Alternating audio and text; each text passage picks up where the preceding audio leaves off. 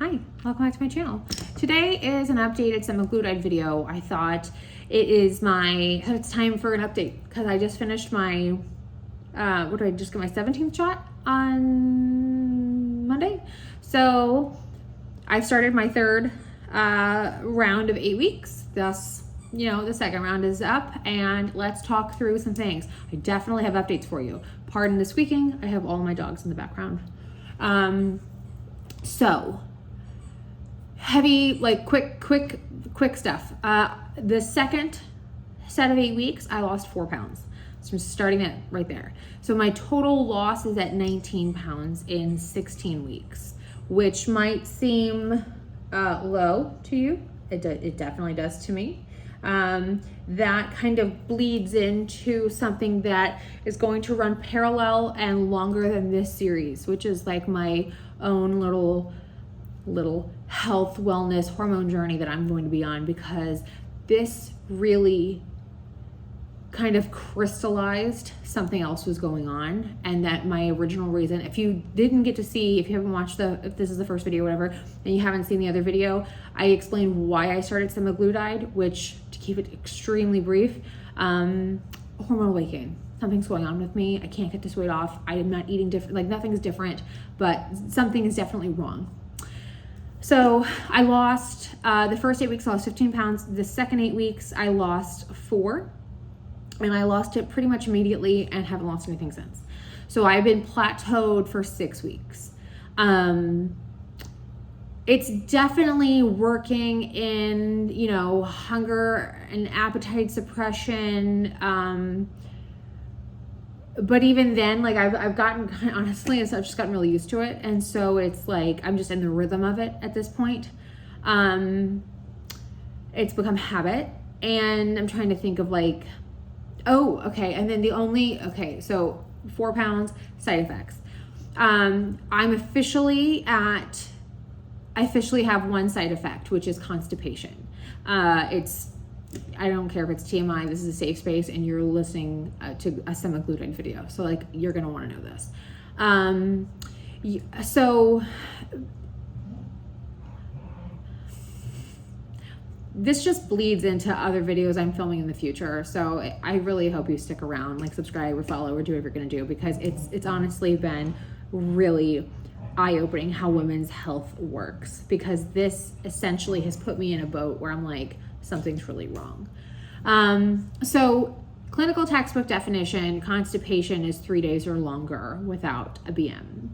Now, any functional or precision care doctor, most of them I should say, I don't want to generalize, will tell you that constipation would be determined by you not having a complete evacuation, usually in the morning, to the point where you feel empty. I can't tell you the last time I've had that. And I have just had my 17th shot this week. So I have been I really am trying to focus on this past 8 weeks, but it's going to have to bleed into other things. So just kind of bear with me. So the key things are, they put me initially on Senna, which kind of worked at the beginning, but not really. And then they put me on Miralax, which didn't do anything. And then my best friend recommended this other thing to me called Renew Life Cleanse More, and that kind of works, not really. Now, all the reviews on all of these products tell you it works. So it made me wonder what else is going on. Now, if you watched my prior videos, I said I've gained a lot of weight hormonally. I know something's wrong. So I've been plateaued for 6 weeks. I can't, for the life of me, without any, with everything I'm doing, I'm not going to the bathroom. Something is wrong. So I'm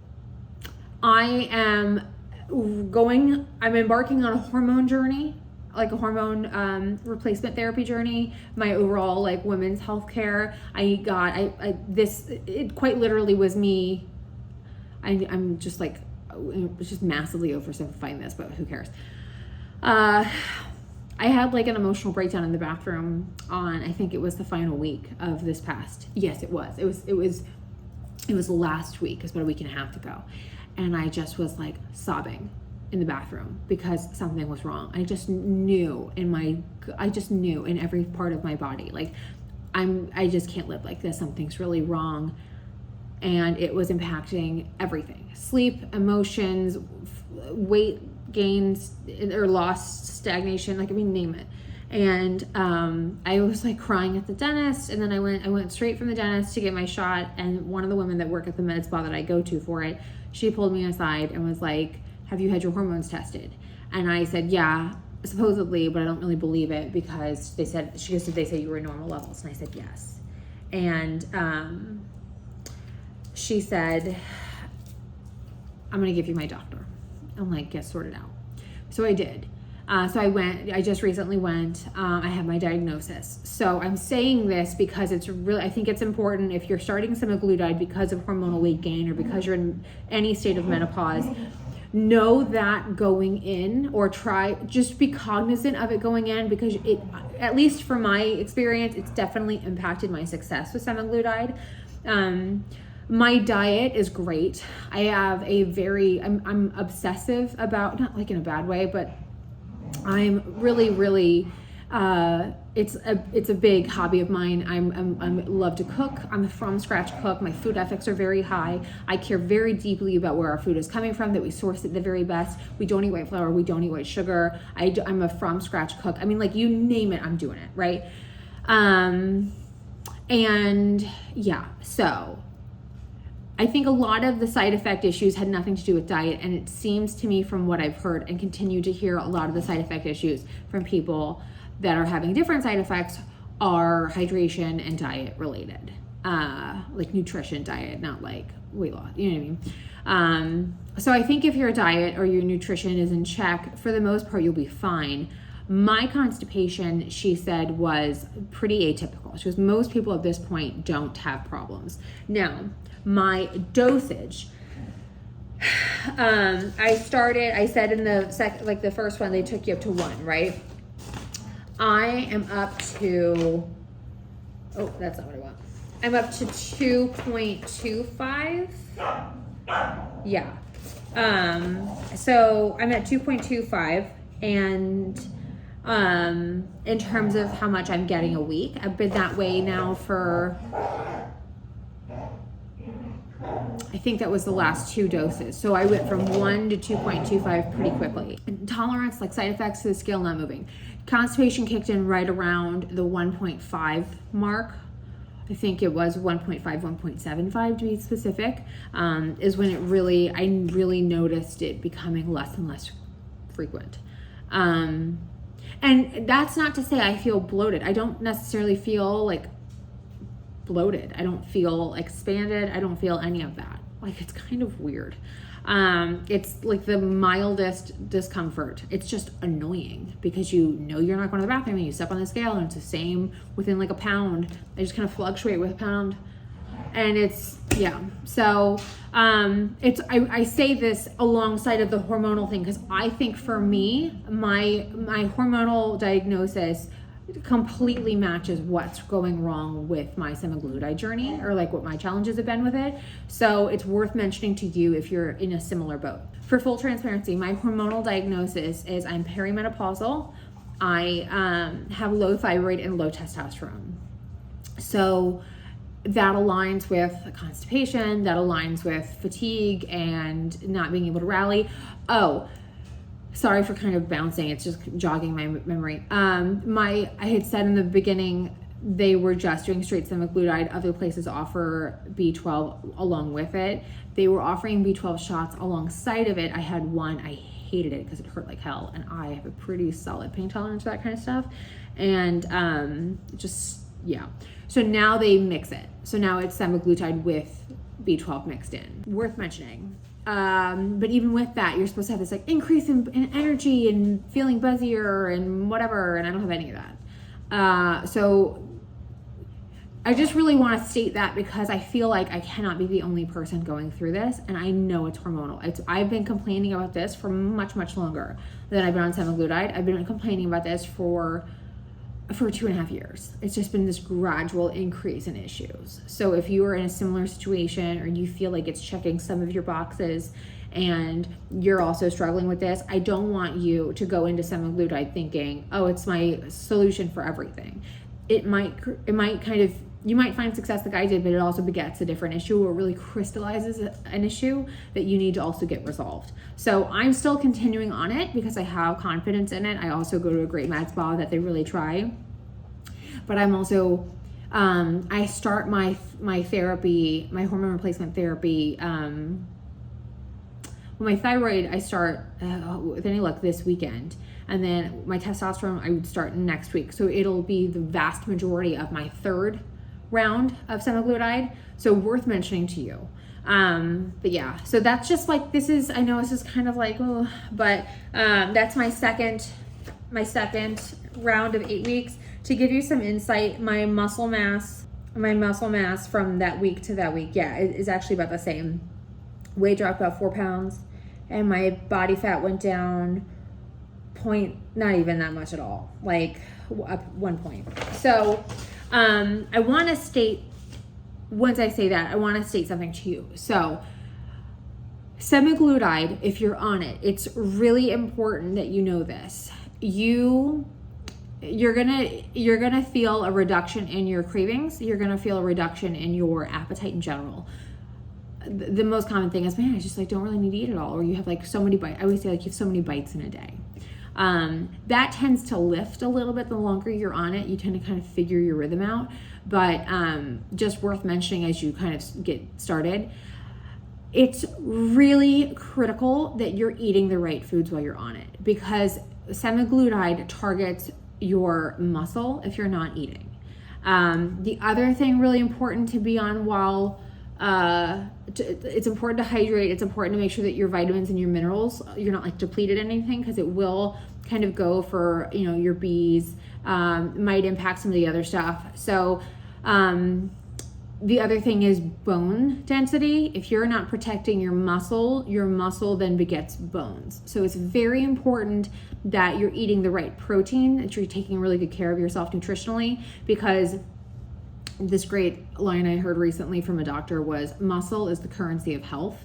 And so if you're protecting your muscle mass, you're protecting your bones, right? Like, no joke. So protect your muscles specifically. I mean, like, do it no matter what, but like while you're on semaglutide, it's really, really, really critical that you know that your muscle mass, like you've got some sort of metric and like data point for that. You're going to reduce some fat, but you really want to make sure that you're reducing fat and not muscle, because of the consequences from that. And as women, if we don't protect that, our rate of like osteoporosis is like so much higher than men's. Yeah, so this kind of blends into, the hormone videos that I'll be doing in the future, but worth stating in this one, if you're going to do it, you have to prioritize protein. So like, it's actually to the point where my diet has shifted a little bit, where normally I would have my coffee and then I have a lunch usually around like the 2 o'clock mark. Now, that was like from the first video. Now what am I at? Like, I have my coffee and then I'll eat around maybe 11:30, 12 o'clock. And I basically eat like a keto meal. So it's like protein and fat. Today it was, what did I do? I cooked chicken and butter, and it was delicious, like a chicken breast and butter. Then the last couple of days, it's been a really beautiful salami with a good cheese, a really beautiful cheese. I'm really obsessive about where we source from, so I get really excited when I talk about this food. And then these great little cornichons. So just like a little teeny tiny charcuterie of sorts, right? So I've had that for the last couple of days for lunch. I'm out of that now. Now I'm on to chicken. Make sure you're eating protein, and make sure you're eating protein that's bioavailable to you. You're eating the right quality, the highest quality that you can possibly be. It's always worth it. It's always worth to do the work sourcing your food. I think that's it. I still haven't had any nausea. I haven't had anything like that. It's just been constipation, and I'm hydrated. I'm doing all the things. So the key thing that I think I'm going to implement now, if I could go back in time, I think I would do like some sort of a green juice, just straight greens, like produce. Like I just, not even like a protein smoothie, I would just do a green juice, maybe in the morning to give myself an assist. I have not done that because I just haven't been hungry. But I think it's something that I'm going to start doing going forward, because with my hormone stuff that I've been learning, I've been really obsessed with this new to me doctor. She's dedicated her entire life to this. And her name's Dr. Sarah Gottfried. And she had recommended that every woman basically eat for your hormones, and you eat at least a pound of produce a day. So, and then it's like vegetables. So I was thinking, you know what, I could do that. I mean, whether it's salad with protein or a green juice or whatever, like I think if you prioritized your greens, which when you're on semaglutide, you don't really want to do, because that volume of food is so filling. But kind of looking back on it, I kind of wish I had done that, because it's just so much better for you. You know what I mean? And I can't prove this. I'm going to be my own case study, but I'm just starting it. I'm very curious if that makes any sort of shift in my side effect. So we'll see. But worth mentioning it to you if you're on it or starting it or considering it, be aware of it. It's not to the point where you're like, there were a couple of times where I was like, especially when I was on Senna, where it's just really like, I don't know what's going to happen. Now that I'm on the cleanse more, it doesn't work very well. Like it's not very consistent, but at least it's in the morning and it's like fine. So just again, risk of TMI, but like, you know, we're all friends here, so it's all good. And yeah, I think that about covers it all. Sorry if it felt a little erratic. I'm just trying to like go off the top of my mind. And this time specifically, I feel like it's really starting to like bump up against the hormone issues. So they kind of can't have one without the other, if I'm going to be totally honest with you. So yeah, just, you know what I mean? Worth telling you my side of it, my experience with it so far. I hope this helps, and I'll see y'all very soon. Yeah, I'm definitely going to start covering my hormone therapy journey for you as well, because I feel like that's really important. So anyway, have a great day, y'all. Bye.